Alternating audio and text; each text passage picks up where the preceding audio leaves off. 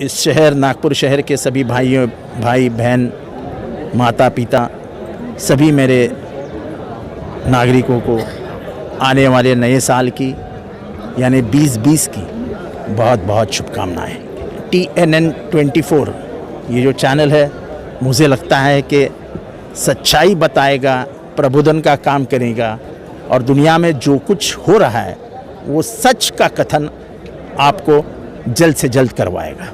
दीवारों की शक्ति डीके वॉल पुट्टी, 2 बोरी के बदले 1 बोरी में काम, यही है डीके वॉल पुट्टी की पहचान। डीके वॉल पुट्टी करता है डबल कवरेज का वादा। D Kumar chemicals 91/B industrial area, Vajra layout, Pili Nadi, Kamthi road, Nagpur 440026 Maharashtra. Call 9373102090।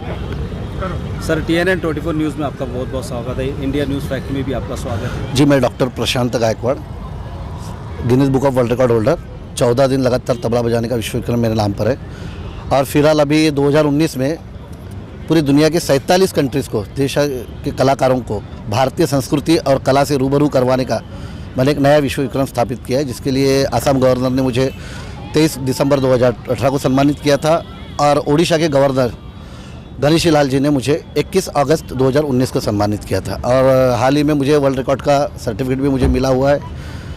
तो बस नहीं, कैसा है कि विषय है यहाँ निर्भय समिति यानी मार्शल आर्ट सिखाने का लड़कियों को, बच्चियों को। हमारी मैं निर्भय बेटी सुरक्षा अभियान समिति का ब्रांड एम्बेसडर हूँ भारत का।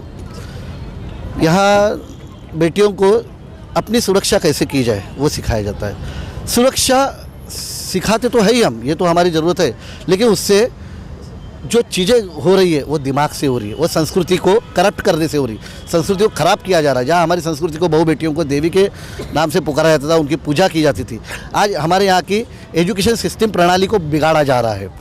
जब किसी देश को बिगाड़ना हो तो उसकी शिक्षण प्रणाली को बिगाड़ दो या उसकी संस्कृति को बिगाड़ दो, बस वह देश अपने आप मिट जाता है।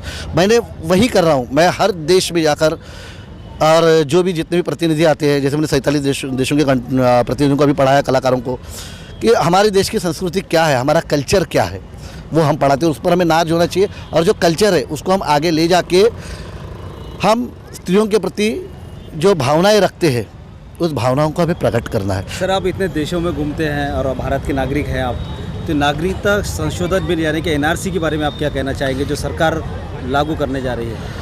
जी, मैं तो इसके बारे में एक कहूँगा कि जो भी बिल लागू करते हैं उसके बाद सरकार को हम सारे लोग चून कर देते हैं। जब हमने उन्हें चून कर दिया है, इसका मतलब उसकी विचारधारा को हमने चून कर दिया है और वह पास होने के लिए संविधान ने कुछ नियम लगा के रखे, आदरणीय डॉक्टर बाबा साहब अम्बेडकर जी ने। तो उसके मुताबिक जितने लोग चाहिए, जितने वोटिंग चाहिए, उस वोटिंग से वो पास हुआ। इसका यही मतलब होता है कि देश के अधिकांश लोगों को वो मंजूर है, क्योंकि वो हमारे प्रतिनिधि है।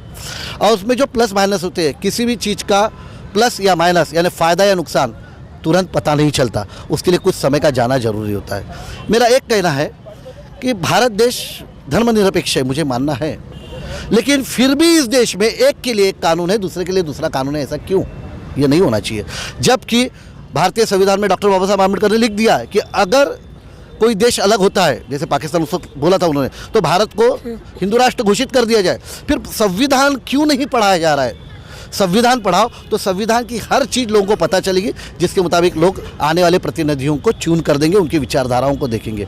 अभी जो नागरिकता संशोधन बिल हुआ है तो मोदी सरकार ने ये निर्णय लिया है और मुझे लगता है वो मेजॉरिटी में आई हुई है। इसका मतलब देश के अधिकांश लोगों ने उनको चुन कर दिया है और अधिकांश लोगों के मतों का, उनकी भावनाओं का मैं तिरस्कार नहीं कर सकता। मेरा अपनी भावना अलग हो सकती है, लेकिन जहां 10 में से 8 वोट एक साइड जा रहे तो उनकी विचारधारा मानी जा रही है। ये लोकशाही को लेकर है। सर, इसी का विरोध भी अभी दिल्ली में देखा गया। कल की रात की बात है। हाँ। कल ही काफ़ी वहाँ पर पत्थरबाजी हुई, तोड़ फोड़ हुई, आग जनी हुई, बहुत सारी हुई दिल्ली के अंदर में।